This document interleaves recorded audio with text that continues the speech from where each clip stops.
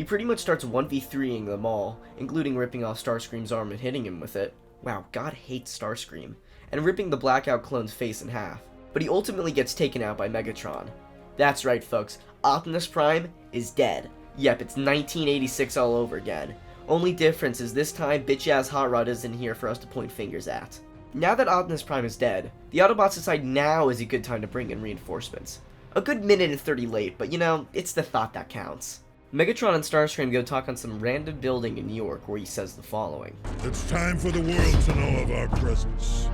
No more disguises, no mercy. The time has come for my... A bit odd they dropped the whole robots in disguise thing, you know, the brand's trademark in the second movie, but the shark jumping only gets worse as the series goes on. We get a bunch of different shots of all the Decepticons around the world mobilizing and wreaking havoc. Hell, they even kidnap Sam's insufferable parents. Megatron, using powers I don't understand and will obviously never be explained, broadcasts a 4K 60fps recording of the Fallen to the entire planet. The Fallen says that he's gonna fuck some shit up if they don't turn over Sam, and I also find it funny that the Fallen pretty much shows the whole world Sam's social security number. Like, wouldn't that cause some pretty serious problems for Sam in the future if the whole planet knows that about him? It's still too early to tell. What we need to ask now is who and why. My brother in Christ, who do you think? The giant robot went on every screen on the planet and told you who they are and what they can do. This is why Fox News is better.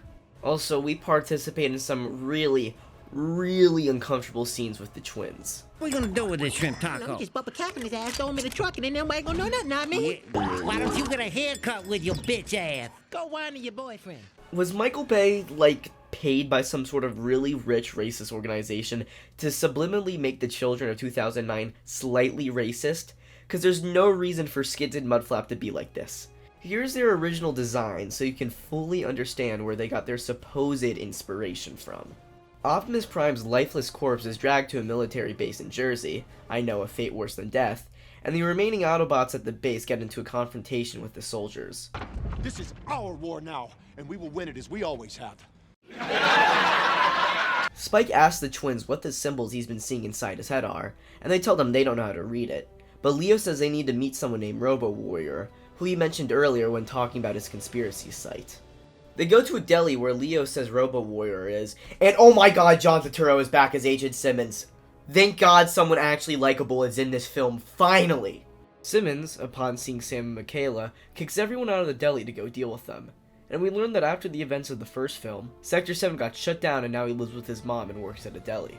Damn, bad things only happen to likable characters in this universe for some reason. Sam tells Simmons about the symbols he's been seeing and takes him to a meat locker. What we're about to see is top secret.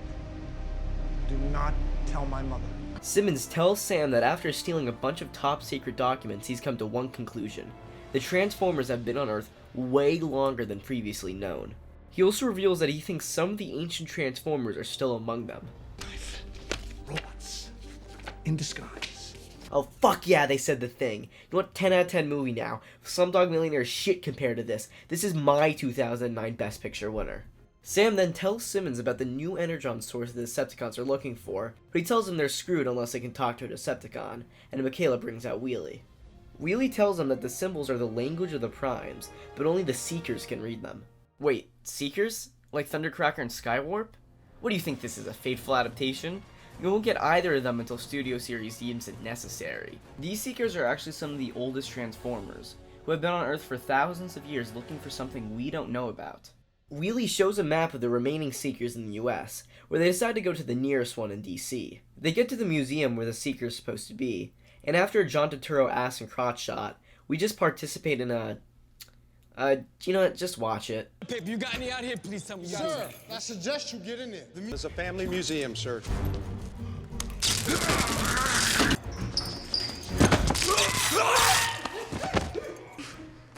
What is going on here? How many times can you get tased in the nuts before you can't have kids, huh? Hey guys, remember this film is actually about giant space robots that turn into cars. Try not to forget about this when you watch a man get tased in the balls. After that scene, they find the Seeker and Sam points the shard at it. Find him right now!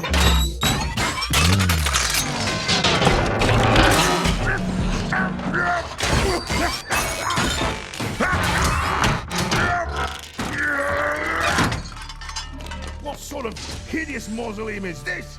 We learn this Seeker is actually Jetfire. Yeah, totally see the resemblance there, Michael Bay. And we learn Jetfire changed sides to the Autobots from the Decepticons. And, I'm changing sides too, warrior goddess. Name's Wheelie. Yeah, say my name. Can you stop? yeah, as I was saying, robot domination fetish, guys. Beautiful. Sam shows Jetfire the symbols, and Jetfire starts rambling about how much of a dick the Fallen was, and something called the Dagger's tip in the key, and then teleports them all to Egypt.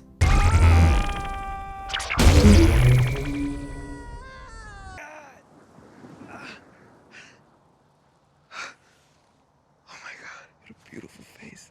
This would be a perfect moment. Except you landed on my testicles. Jetfire talks about how buried in Egypt there's great machines capable of harvesting energon from the sun, and he recounts what we saw in the beginning about the Fallen and the Primes. He also reveals the only way to activate it is with the Matrix of Leadership, but it was hidden away by the Primes when they made a tomb out of their own bodies. Was that, the best idea? It's not like you made some indestructible fortress from yourselves, it's just rocks. Jetfire tells Sam about how the only way to defeat the Fallen was with another Prime, but Sam tells him about how Optimus died like a dumbass, and Sam gets the idea that if the Matrix can jumpstart the Energon Harvester, maybe can bring Optimus back to life, and Jetfire says it's plausible, but Sam has to follow the visions in his head to find the Matrix, and now Sam and the others are off to find it. Sam gets Simmons to call the US government to get the military to bring Optimus, but Soundwave gets Sam's location. They go to some random building next to the pyramids where Sam and Michaela take part in some really boring dialogue. Girls like dangerous boys. Me? Yeah. Ladies first. Okay, so tonight you're gonna be a gentleman. You're really chivalrous. Sam realizes some BS about the Egyptians pointing somewhere star constellations. I don't know, this stopped making sense half an hour ago, and they go to where the stars are pointing to. Oh, and the annoying dude gets karma, so that's also cool. All right! When the pilot shooter fights into the airstream and pulls the pin and opens the main, break your rack up, lose your primary. I want you to pull the blue. I need you to pull it really hard. Not now, we're on the plane, you dumbass! What now? As they're looking for the Matrix, the twins get into a fight and reveal a hidden room behind the main building, containing the Matrix itself. Sam goes inside the tomb of the Primes, but as he picks up the Matrix, it disintegrates in his hand. Yeah guys, Prime's really gonna stay dead. It really is 1986 all over again. We went through for no reason at all to just have it end like this. There is a reason that we are here. The voices and the symbols in my head led us here. Oh yeah, he can reasonably blame the voices in his head for his actions. When I do it, I get a charge of public indecency and a trip to an insane asylum. The Autobot and military reinforcements arrive, but so do the Decepticons with Starscream chasing Sam and the gang. Sam, being a selfish asshole, leaves Simmons, Leo, and the twins to lead the Decepticons away while he tries to get to Optimus. One man alone, betrayed by the country he loves. Now its last hope in the final hour of need. Prepare to be driven like never before by the Maestro. Hey! Don't go nowhere! Drive! You'll never make it, kid! Bravery will only get you so far. You tased me! Okay? You owe me. I'm going. Okay. That was a test. You passed, all right? Say what you want, but Simmons and Leo's dynamic in this film is actually pretty solid. Megatron arrives, and Starscream tells him that Sam's going to resurrect Prime, and Megatron calls on all Decepticons to begin their attack. But as Simmons and Leo are watching all the Decepticons land from space, a bunch of construction vehicles pull up, and well, just watch. Looks like we're right in the middle of it. Is that good? A lot of people died.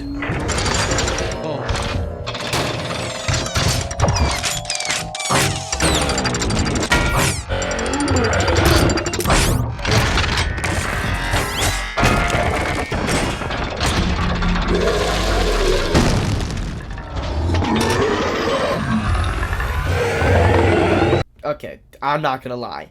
This was probably the best scene in the film. The way the Constructicons pull up and pans over the Decepticon symbols makes for a great shit's about to go down moment. The way they combine is so intricate and well done, it makes sense why this blew up an entire computer. Also, this scene was probably the whole reason why I got into Transformers in the first place. When I was like 4, I saw this clip on YouTube, which caused me to beg my parents to rent the movie, and beg them to buy the toy for the next month. I didn't get it then, but last year I was able to buy the Studio Series version, which is just beautiful. And here it is next to the Combiner Wars Devastator, just cuz. We then cut to Sam and Michaela going inside some random abandoned building for refuge, where they make the plan to just book it to Prime. But before they can do that, Starscream and some other Decepticons come close to finding them. Oh yeah, and there's some sort of weird fly Decepticon that gets into their hiding space that Sam crushes, which causes Starscream to rip off the roof to get to them. We then cut back to Devastator wreaking havoc, where he activates his vortex grinder, which is pretty much a black hole in his mouth, and causes Mudflap to get sucked up. Kung Fu Grip, boy! Kung Fu Grip! You ain't getting me! But luckily, or unfortunately if you care about the quality of this movie, Mudflap breaks out of Devastator, severely scarring his face. We then cut to Starscream alerting Rampage, one of the Constructicons, to spring the trap, which involves him holding Sam's parents hostage. And as Sam's in a standoff with Rampage over his parents, he distracts him with the remains of the Matrix as he waits for Bumblebee to beat the ever-living crap out of him. He also kills Ravage.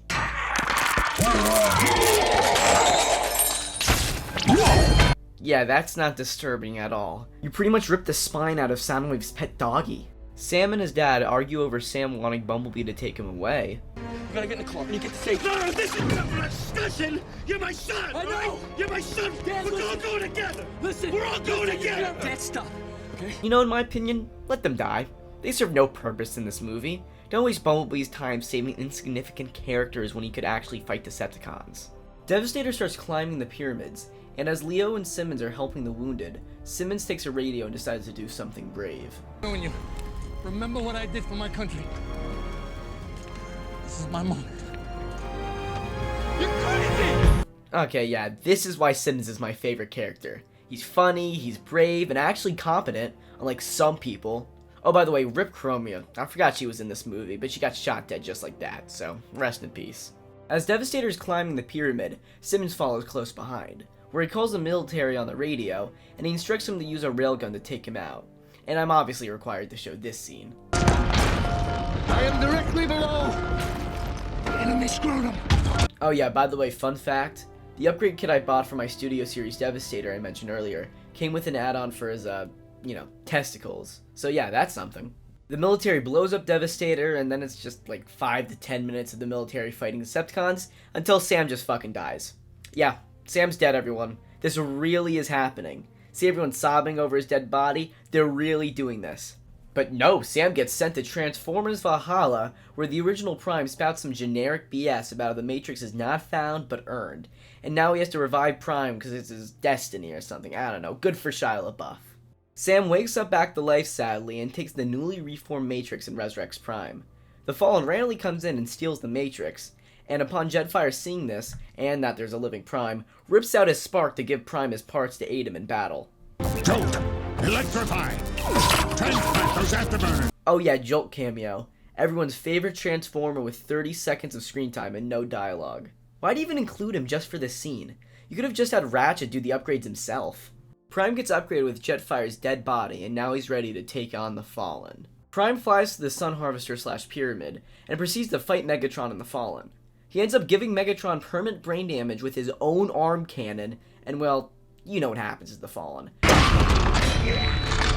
me your faith!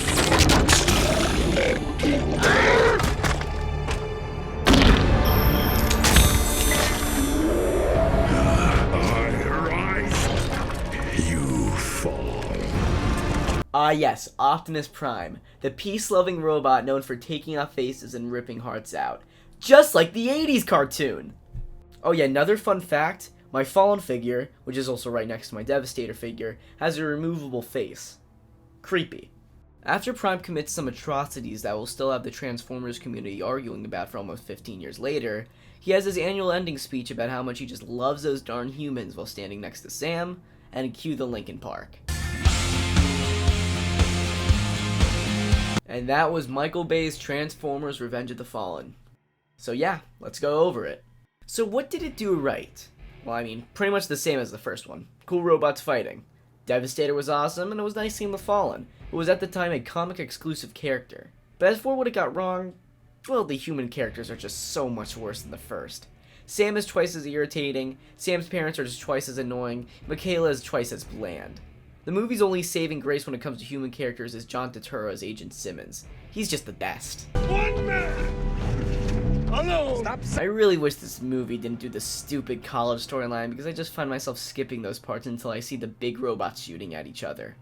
The movie has its flaws, but no matter how annoying the human characters are, I still have enough scenes of robots shooting each other to make me not think about them. For now. but the next one should be real interesting to talk about. No, Optimus!